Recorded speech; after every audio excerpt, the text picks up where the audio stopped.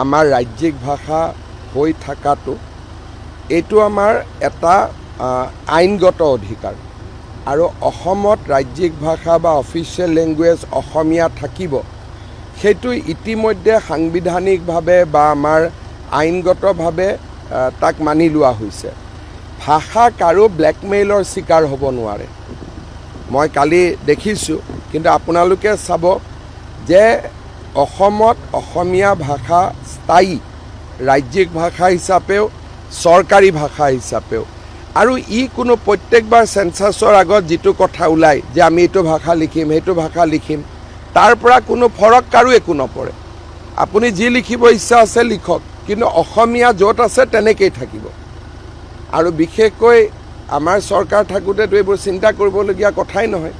গতিকে তেওঁলোকৰ মূৰত কোনোবাই সোমাই দিছে যে বেছি মানুহে অসমীয়া নক'লে অসমীয়া ভাষাটো হেৰাই যাব। তেতিয়া এইটোৱে প্ৰমাণ হ'ব যে অসমত বিদেশী কিমান আছে।